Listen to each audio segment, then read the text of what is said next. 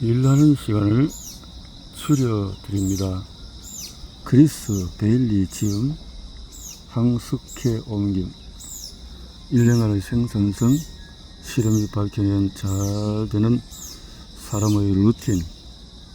적은 노력으로 크게 이루는 사람은 뭐가 다를까?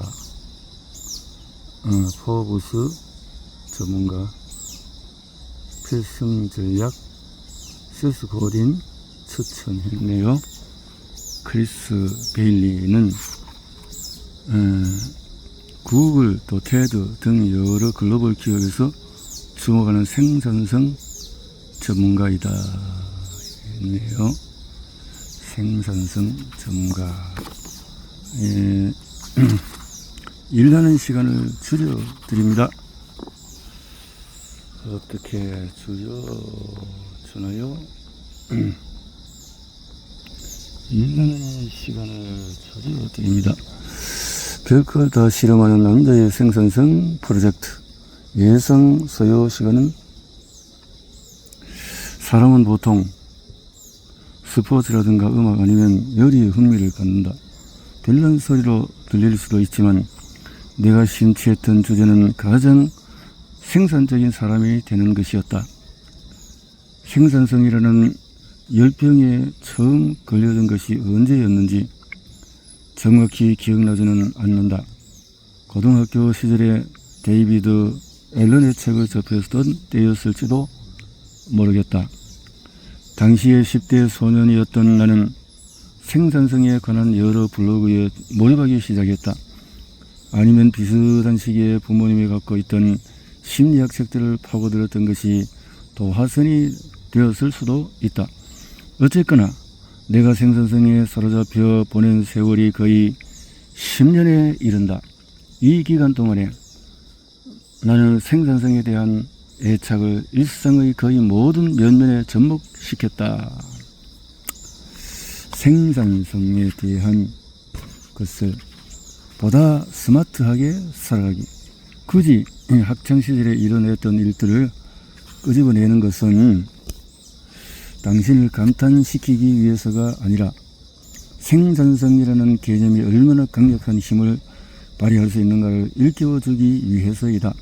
아무리 생각해도 내가 대학을 졸업하면서 정규직 취업 관문을 2건이나 통과했던 것은 특별히 머리가 좋거나 재능이 있어서가 아니었다.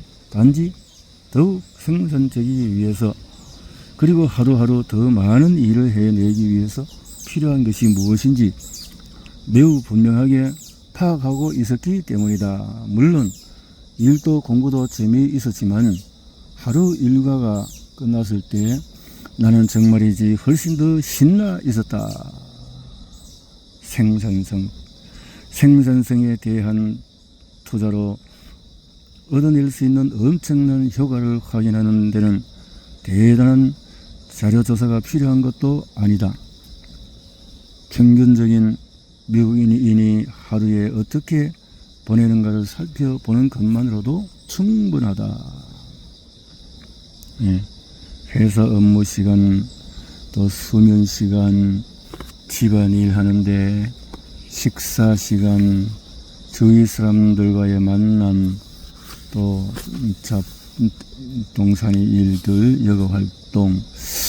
우리에게 하루 24시간이 주어진다면 어떻게 생산성을 만들까? 생산성의 해 프로젝트. 대학을 졸업할 무렵에 나는 진퇴양난에 빠졌다.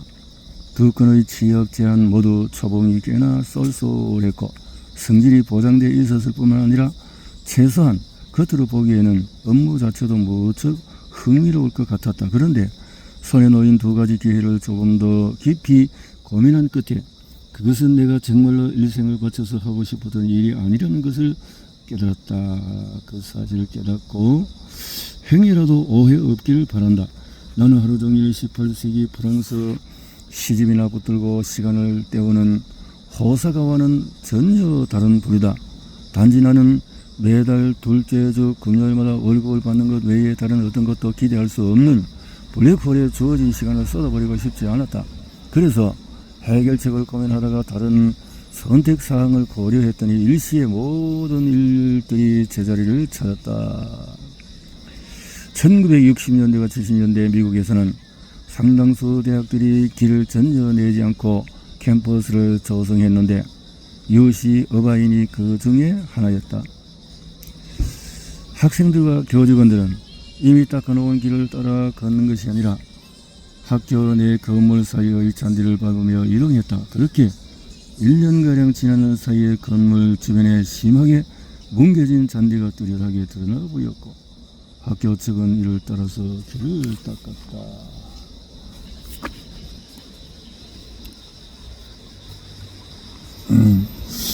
UC 어바인의 보행자 길은 단순히 미리 정해진 설계도에 따라 각 건물을 연결하는 것이 아니라 사람들이 걷고 싶어하는 곳을 자연스럽게 드러내 보여준 셈이다. 조경사들은 이를 두고 소망길이라고 일컫는다. 인생도 마찬가지다. 대학을 졸업한 뒤에 나는 곧 2건의 취업 제안을 정식으로 거절하고 생산성의 해라는 타이틀을 내건 나만의 프로젝트에 착수했다. 365일 동안에 나는 생산성에 관해서 수많은 책과 논문을 읽으며 이 주제에 근해 있는 연구 자료들을 파고들었다. 생산성 전문가들은 또 만나서 인터뷰하며 이들은 하루하루 어떻게 생산적으로 살아가는지를 살폈다. 가장 생산적이기 위해서 필요한 조건이 무엇인지, 일주일에 35시간 명상하기. 이걸 해보니까 일주일에 90시간 일하기, 매일 아침 5시 30분에 일어나기, 일주일에 70시간 테드 시청하기, 순수 근육량 4kg 늘리기, 열흘 동안에 완전히 고립된 상태로 생활하기, 한 달 동안에 생수만 마시며 생활하기. 가장 생산적인 25가지 비결로 일하는 시간을 줄여드립니다. 어떻게? 직장에서 핵심 업무를 파악하기, 업무를 보다 효율적으로 처리하기, 시간을 닌자처럼 관리하기, 군뱅이처럼 업무를 미루는 버릇에서 벗어나기. 이렇게 더 열심히 일하는 것이 아니라 지혜롭게 일하기, 고도의 집중력을 기르기, 수도성같이 명료한 정신 상태 유지하기, 과거 어느 때보다도 에너지 얻기, 그 외에 수많은 혜택들 등등. 자, 준비됐으면 시작해보자. 들어가는 말에 대해서 중요한 일부터. 두 번째는 생산적으로 일 미루는 법에 대해서. 오래 일하지 마라. 주의력은 무조건 사수한다. 더 나아가기 위한 점검은 주의력, 근육 단련, 에너지 재충전하기, 프로젝트를 마치며 이렇게 서두에 기록이 되어 있네요. 이 책을. 자, 서문에는 비결의 핵심, 시간, 집중력, 에너지. 그래서 별난 도전같이 보이지만은, 자, 요가 수업에서 가장 마음에 들었던 부분은 수업을 마치는 방식이었다. 프랑스는 국가명이 아니라 강사 이름인데, 학생들을 숨가쁜 대학 생활로 복귀시키기에 앞서 강의 마지막에 단순한 명상 심호흡을 시키는데, 이 과정에서 그는 학생들이 각자의 호흡을 주의 깊게 살피도록 했다. 명상 시간은 5분밖에 되지 않았지만은 마음의 평온과 명료함, 안식을 느끼는데 어떤 방법보다도 효과적이었던 것을 아직도 생생하게 기억한다. 명상을 중단하다. 대학 생활을 하면서 명상에 대한 애착은 갈수록 깊어졌다. 명상에 점점 더 깊이 빠져들면서 시간이 매일 5분에서 10분, 20분으로 길어졌고, 마침내 몇 년 전에는 하루에 30분으로 늘어났다. 이는 대다수 사람들의 명상 시간보다 길었지만은 너무나 좋아하는 일이었기 때문에 나는 다른 일 대신에 명상을 하기로 했다. 많은 사람들이 명상을 실제보다도 훨씬 더 복잡한 것으로 여긴다. 하지만 여기서는 명상의 기술적인 부분에 대해서 너무 깊이 들어가지 않을 생각이다. 나는 30분 동안에 단순히 호흡에만 집중하는데 주의가 흐트러지면 조심스럽게 심호흡을 하며 다시 주의를 모은다. 30분 뒤에 명상 종료를 알리는 알람이 울릴 때까지 이 같은 자연스러운 호흡의 흐름을 계속 관찰한다. 잘 안 될 때도 있었지만 시간이 지나면서 명상은 내게 하루 중에서 가장 고요하고 정적인 시간으로 자리 잡았다. 지난 몇 년간 명상에 깊이 빠져들면서 나는 생산성에도 더 깊이 천착하게 되었다. 이를 최대한 효율적으로 추진하지 못할 때마다 생산성 향상에 관한 책을 탐독했고 새롭게 등장한 새 생산성 기법을 따라잡는 한편 팔로잉하는 모든 생산성 블로그와 웹사이트의 최신 정보들을 확인했다. 생산성. 그때까지 나는 명상과 생산성이 어떻게 연결고리를 형성하고 있는가에 대해서 깊이 고민하지 않았다. 그런데 내 삶의 모든 부분들이 어떻게 생산성을 향상시키거나 떨어뜨리는가를 연구한 끝에 충격적인 결론에 이르게 되었다. 일상으로 자리 잡은 명상과 새롭게 뛰어든 1년짜리 프로젝트가 그토록 다르지 않다는 사실이었다. 문제는 일상 그 자체와 큰 상관이 없었다. 그보다 나의 인식과 관련되어 있었다. 30분 명상, 일을 더 할 것인가, 명상을 할 것인가. 그런데 명상을 하지 않고 일을 해치우는 쪽을 택하게 되는 것은, 자, 그러면 습관적으로 일하기. 그로부터 몇 주 후에 나는 완전히 다른 방식으로 일하기 시작했다. 프로젝트에서 한 발 물러나서 빈번하게 휴식을 갖는 대신에 피곤하고 지친 상태로 할 수 있는 만큼 글쓰기와 실험을 계속했다. 일을 더 급하게 처리하자 하루 종일 평정심과 집중력이 떨어지는 것을 느꼈다. 머릿속이 그다지 명료하지 않고 가장 깊은 열정을 가진 일을 하면서도 흥미가 떨어졌다. 최악의 문제는 업무 처리의 신중함이 떨어지고 일을 점점 더 습관적으로 해치우기 시작했다는 점이었다. 이 때문에 나의 생산성은 오히려 떨어졌다. 물론 이 책이 명상에 관한 내용도 아니고 모든 사람이 명상에 매료되지 않을 것이다. 사실 지극히 소수만이 시도해 볼 것으로 생각된다. 하지만 명상 이면의 마음가짐에 대해서는 짚고 넘어가야 할 부분이 있다. 명상이 긴 하루를 마친 뒤에 머릿속을 정리하고 스트레스를 해소하는 데 도움이 되는 정도로 생산성에 대단한 영향을 미쳤다는 것은 아니다. 명상으로 인해서 업무 처리 속도를 충분히 낮추면서 일을 습관적으로 하는 것이 아니라 의식적으로 할 수 있었기 때문이다. 사람들이 생산성을 향상시키고자 할 때 저지르는 가장 큰 실수 중에 하나는 밀려든 업무를 계속 습관적으로 처리한다는 점이다. 그런데 실상 일을 습관적으로 할 경우에 한번 물러나서 중요한 업무를 가려내고 보다 창의적으로 생각하기란 근본적으로 불가능하다. 그래서 매일 하던 명상을 중단한 뒤에 나는 닥치는 대로 일을 했을 뿐 오히려 신중함은 떨어졌고 결과 지혜롭게 일할 수가 없었다.